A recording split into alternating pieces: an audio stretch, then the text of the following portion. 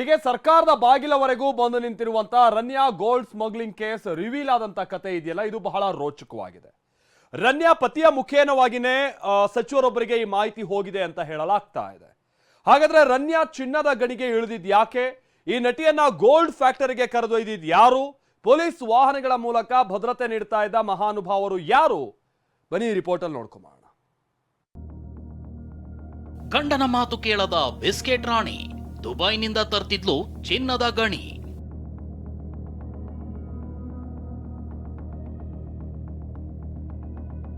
ಮದುವೆ ನಂತರ ದುಬೈಗೆ ಓಡಾಟ, ಮಾಜಿ ಬಾಯ್ ಫ್ರೆಂಡ್ ಜೊತೆ ಚಿನ್ನದ ಕಳ್ಳಾಟ.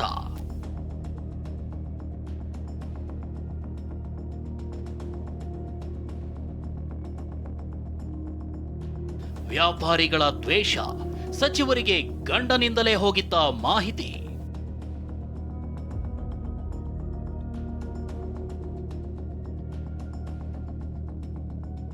ಚಿನ್ನದ ಮೇಲಿನ ಪ್ರೀತಿ, ಗಂಡನ ಮಾತಿಗೂ ಡೋಂಟ್ ಕೇರ್, ಮಾಜಿ ಬಾಯ್ ಫ್ರೆಂಡ್ ಜೊತೆ ಸೇರಿ ಸ್ಮಗ್ಲಿಂಗ್, ಒಂದು ಹೆಣ್ಣು ಕೋಟ್ಯಂತರ ರೂಪಾಯಿ ಮೌಲ್ಯದ ಹೊನ್ನು, ಎಕರೆಗಟ್ಲೆ ಜಮೀನಿನ ರಹಸ್ಯ ಒಂದೊಂದಾಗಿ ತೆರೆದುಕೊಳ್ತಿವೆ. ದುಬೈಗೆ ಹೋಗಿ ಬರ್ತಿದ್ದ ನಟಿ ಮೇಲೆ ದೆಹಲಿ ಅಧಿಕಾರಿಗಳು ಕಣ್ಣಿಟ್ಟಿದ್ರು, ಲಾಕ್ ಮಾಡಿದ್ರು ಅನ್ನೋದು ಗೊತ್ತಿದ್ದ ವಿಚಾರ.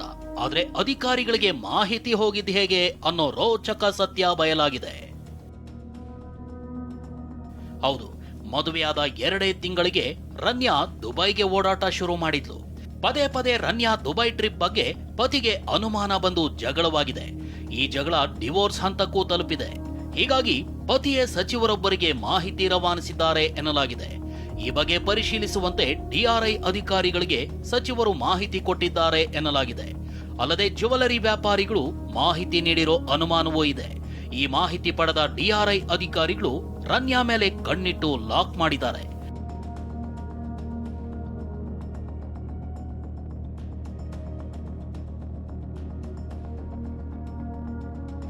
ಮಾಜಿ ಬಾಯ್ ಫ್ರೆಂಡ್ ತರುಣ್ ಸ್ಮಗ್ಲಿಂಗ್ ನ ಕಿಂಗ್ ಪಿನ್. ಹೀಗೆ ಗಂಡನ ಜೊತೆ ಜಗಳವಾಡಿದ್ರು ಕ್ಯಾರೆ ಅನ್ನದ ರನ್ಯಾ ತನ್ನ ಮಾಜಿ ಬಾಯ್ ಫ್ರೆಂಡ್ ಆಗಿದ್ದ ತರುಣ್ ಜೊತೆ ಸೇರಿ ಚಿನ್ನ ಸಾಗಾಟಕ್ಕಿಳಿದಿದ್ಲು.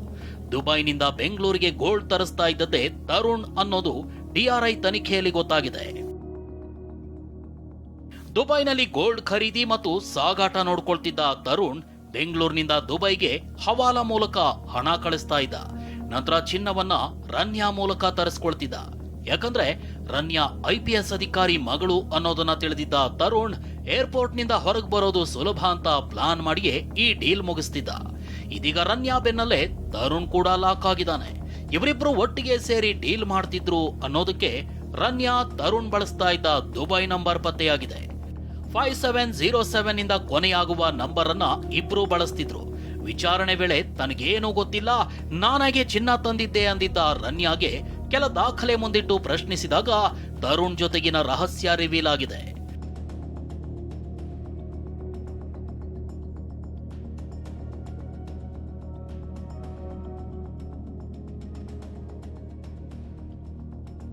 ರನ್ಯಾ ಪ್ರೋಟೋಕಾಲ್ ದುರ್ಬಳಕೆ ಬಗ್ಗೆ ಡಿಸಿಪಿ ವರದಿ ಸಲ್ಲಿಕೆ. ನೀವೇ ಬರಬೇಕು, ಇಲ್ಲಾಂದ್ರೆ ಅಪ್ಪಾಜಿಗೆ ಹೇಳ್ತೀನಿ ಅಂದಿದ್ಲಂತೆ ರನ್ಯಾ. ಗಂಡನಿಗೆ ಡೋಂಟ್ ಕೇರ್ ಅಂದು ತರುಣ್ ಜೊತೆಗೂಡಿ ಚಿನ್ನ ಸಾಗಾಟ ಮಾಡ್ತಿದ್ದ ರನ್ಯಾ ಬೆಂಗಳೂರು ಏರ್ಪೋರ್ಟ್ ಅಲ್ಲಿ ಇಳಿತಾ ಇದ್ದಂತೆ ಪೊಲೀಸ್ ಜೀಪ್ ರೆಡಿ ಆಗಿರ್ತಿತ್ತು. ಆ ಅಸಲಿ ಸತ್ಯ ಗೊತ್ತಾಗಿದ್ದು ಡಿಸಿಪಿ ಸುಚಿತ್ರಿಂದ ಪೊಲೀಸ್ ಆಯುಕ್ತರಿಗೆ ವರದಿ ಸಲ್ಲಿಸಲಾಗಿದೆ. ಈ ವರದಿಯಲ್ಲಿ ರನ್ಯಾಗೆ ಪ್ರೋಟೋಕಾಲ್ ನೀಡಿರೋ ಸತ್ಯ ಹೊರಬಿದ್ದಿದೆ.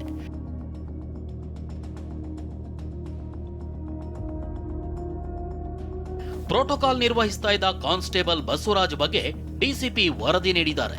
ದುಬೈನಿಂದ ಬರುವಾಗಲೇ ಟರ್ಮಿನಲ್ 1ಕ್ಕೆ ಬರುವಂತೆ ಬಸವರಾಜ್ಗೆ ರನ್ಯಾ ಕರೆ ಮಾಡಿದ್ಲು. ಈ ವೇಳೆ ಬೇರೆ ಆಫೀಸರ್ ಬರ್ತಿದ್ದಾರೆ, ರಿಸೀವ್ ಮಾಡ್ಕೊಳ್ಬೇಕು ಅಂತ ಬಸವರಾಜ್ ಹೇಳಿದ್ದ. ಆಗ ನೀವೇ ಬರಬೇಕು, ಇಲ್ಲಾಂದ್ರೆ ಅಪ್ಪಾಜಿಗೆ ಹೇಳ್ತೀನಿ ಅಂತ ರನ್ಯಾ ಹೇಳಿದ್ಲಂತೆ.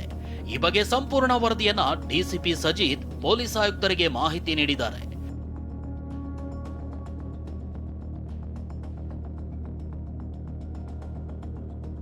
ಮಗಳಿಗೆ ಪ್ರೋಟೋಕಾಲ್ ಕೊಡುವಂತೆ ರಾಮಚಂದ್ರ ರಾವ್ ಕರೆ.